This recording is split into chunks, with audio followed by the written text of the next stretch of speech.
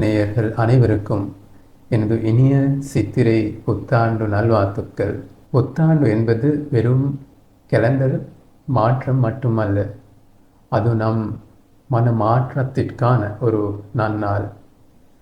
பழையன கழிதலும் புதியன புகுதலும் என்பது ஆடை அணிகலன்களுக்கு மட்டுமல்ல, நம் எண்ணங்களுக்கும் பொருந்தும்.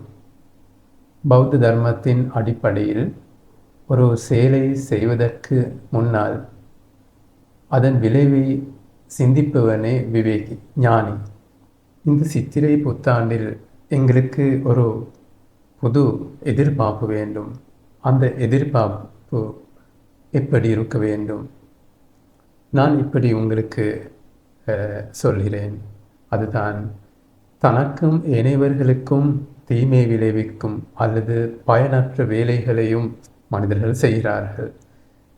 அதை தவிர்த்து தனக்கும் ஏனையவர்களுக்கும் சமுதாயத்துக்கும் நன்மை தரும் பயனுள்ள வேலைகளில் இந்த சித்திரை புத்தாண்டு தினத்தை முன்னிட்டு இதனூடாக வரும் இந்த வருடத்தில் நன்மை விளைவிக்கும் செயல்களில் ஈடுபட வேண்டும் என்று உறுதியாக ஒரு மன உறுதியை செய்து கொள்ள வேண்டும்.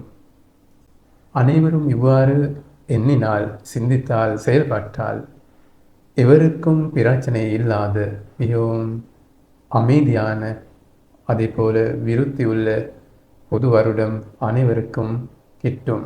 இன்று நாம் கொண்டாடும் இந்த மகிழ்ச்சி நாளை ஒரு கண்ணீர் துளியாக மாறிவிடக்கூடாது என்பதில் நாம் ஒவ்வொருவரும் விழிப்புணர்வுடன் இருக்க வேண்டும்.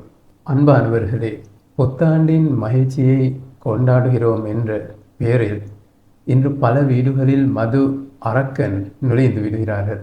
பகவான் புத்தர் அருளிய 5வது சீலமான சுராமேரே மஜ்ஜபமா தட்டானா வேரமணி என்பது மது அருந்துவதை தவிப்பதாகும். ஏன் இதை சொல்ல வேண்டும்? மது அருந்துவதால் ஒரு மனிதன் முதலில் இழப்பது தனது நினைவாற்றல், மைண்ட்ஃபுல்னஸ். நினைவு தவறிய மனிதன் என்ன பேசுகிறான், என்ன செயல்கிறான் என்று அவனுக்கே தெரியவதில்லை. புத்தாண்டு அன்று அதிகாலை சுபநேரத்தில் பெற்றோர் காலில் விழுந்து ஆசி பெறும் பிள்ளைகள் மாலை வேளையில் அதே தந்தையில் மது போதையில் தள்ளாடுவதை பார்க்கும்போது அந்த பிஞ்சு மனங்கள் எவ்வளவு வேதனைப்படும். மதுவும் போதை பொருளும் ஒரு மனிதனின் கௌரவத்தை மட்டுமல்ல, அவனது பொருளாதாரத்தையும் ஆரோக்கியத்தையும் சேர்த்தே அளிக்கின்றன.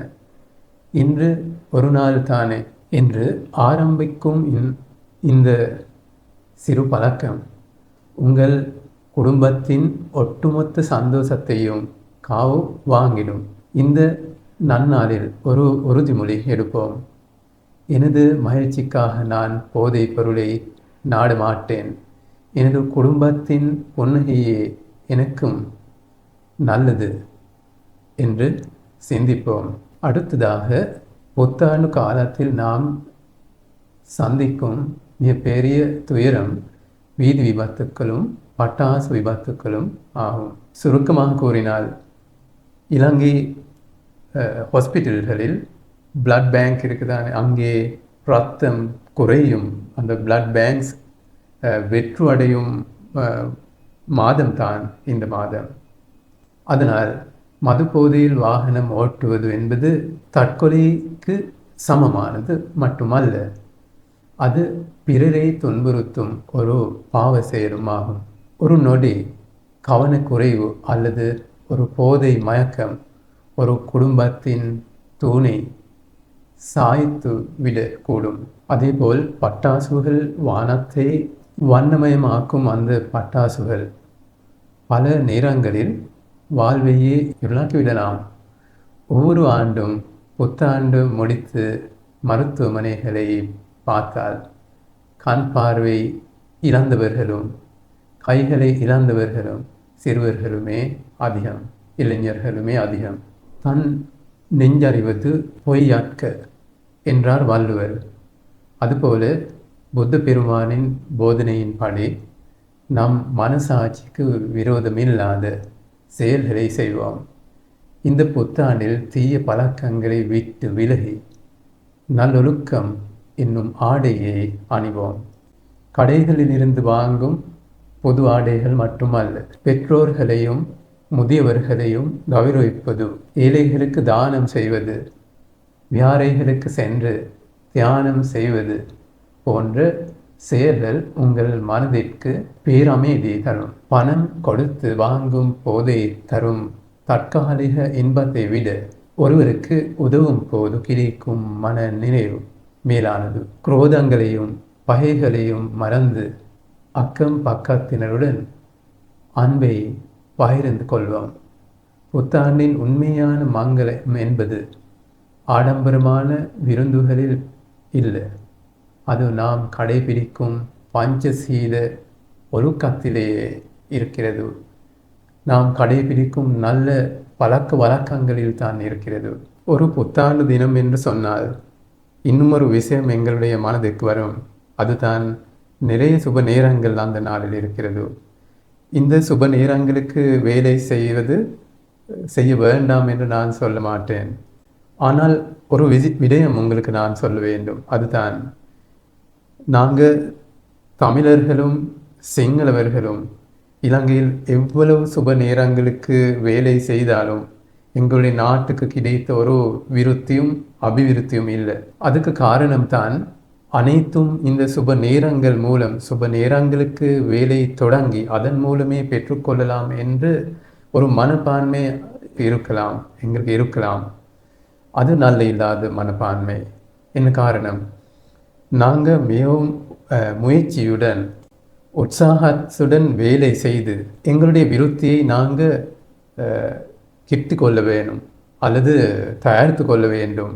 அதைவிட இந்த சுப நேரங்கள் மட்டுமே அதை பற்றி மட்டுமே பார்த்து கொண்டிருந்து எங்களுக்கு ஒரு நாளும் இந்த விருத்தி முன்னேற்றம் கிடைக்காது, எங்களுடைய நாடு வளராது.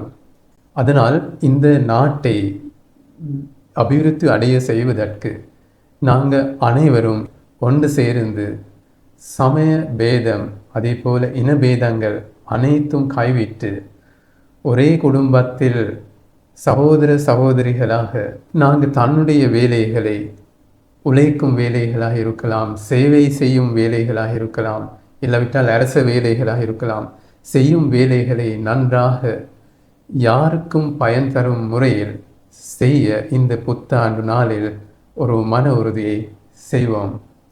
அதே போல் இந்த புத்தாண்டு சுப நேரங்கள் வேண்டாம் என்று சொல்லி அதை மறுப்பதும் நல்ல இல்லாத விஷயம். அந்த சுப நேரங்கள் ஒற்றுமைக்கு பயன்படுத்தலாம்.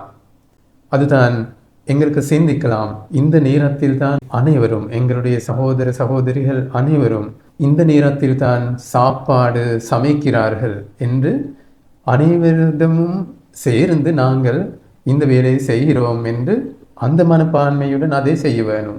அது ஒற்றுமைக்காக. அதே போல அனைவரும் சாப்பிடும் நேரமும் இதுதான் புத்தாண்டில் என்று அந்த நேரத்தை எடுத்து அந்த நேரத்துக்கு அதை செய்ய வேணும். ஒற்றுமைக்காக, சகோதர மனப்பான்மை விருத்தி செய்து கொள்வதற்காக, அன்பு வளர்த்து கொள்வதற்காக. அதே போல குடும்பங்களில் பெரியவர்கள், கிராமங்களில் பெரியவர்கள், பூசாரிமார்கள், பிக்குமார்கள் அனைவரும் இந்த இளைஞர்களுக்கு அதே போல பிள்ளைகளுக்கு உபதேசம் கொடுக்க வேணும், இந்த விபத்துக்களை இல்லாமல் செய்து கொள்ள. அதாவது இந்த விபத்துக்களுக்கு அதிகமாக உள்ளாகுபவர்கள் தான் சிறியவர்களும் பிள்ளைகளும் இளைஞர்களும். அதனால் அவர்கள் அனைவருக்கும் புத்தாண்டு நாளில் காலையிலேயே உபதேசம் கொடுக்க வேணும். உங்களுக்கு அனுபவம் இருக்கலாம், நீங்கள் கண்டு இருக்கலாம், கேட்டு இருக்கலாம், விபத்துக்கள் நடக்கும் முறைகளை பற்றி. அந்த முறைகளை பற்றி அவர்களுக்கு விரிவாக சொல்லிக் கொடுத்து அந்த விபத்துக்களை இல்லாமல் செய்து கொள்வதற்கு, அவர்களை காப்பாற்றிக் கொள்வதற்கு நீங்கள் அனைவரும் அவர்களுக்கு உபதேசம் கொடுக்க வேண்டும். அன்பு நேயர்களே, இந்த சித்திரை புத்தாண்டு உங்கள் வாழ்வில் புதிய ஒளியை ஏற்றட்டும். போதை பொருள் இல்லாத, விபத்துக்கள் இல்லாத, கண்ணீர் இல்லாத ஒரு உன்னதமான சமூகத்தை உருவாக்கவும், ஒரு உன்னதமான வருடம் உருவாக்கவும் நாம் அனைவரும் கைகோர்ப்போம். பகவான் புத்தரின் ஆசி உங்களுக்கு என்றும் இருக்கட்டும், ஆகட்டும். உங்கள் இல்லங்களிலும் உள்ளங்களிலும் தருமம் தலை கட்டும். இவ்வாறான தீய செயல்களை கைவிட்டு நல்ல செயல்களை பழக்கப்படுத்தி சீலம், தியானம் அல்லது ஒழுக்கம், தியானம் போலான நல்ல விஷயங்களை நன்றாக பழக்கப்படுத்தி இந்த நிரந்தரமற்ற நிச்சயமற்ற வாழ்க்கை முடிவு அடைவதற்கு முன்பு நிறைய புண்ணியங்களை தன்னுடைய வாழ்க்கைகளுக்கு சேகரித்து கொண்டு ஏனையவர்களுக்கும் உதவி செய்து அனைவருக்கும் நன்மை விளைவித்து கடைசி பயணமும் போக முடியும் மனிதர்களாக நாங்கள் மாற வேண்டும் என்று செயல்பட அனைவருக்கும் அதிர்ஷ்டம் கிடைக்கட்டும். சப்பீதியோ விவஜ்ஜந்து சப்பரோகோ வினசது மாதே பகத்வந்தராயோ சுகி தீகாயுகோ பவ. அனைத்து துன்பங்களும் நீங்கட்டும், நோய்கள் தீரட்டும், தடைகள் விலகி நீங்கள் நீண்ட காலம் சுகமாக வாழட்டும். அனைவருக்கும் இனிய புத்தாண்டு நல்வாழ்த்துக்கள் தெரிவித்துக் கொள்கிறேன். நன்றி, வணக்கம். நமோ புத்தாய.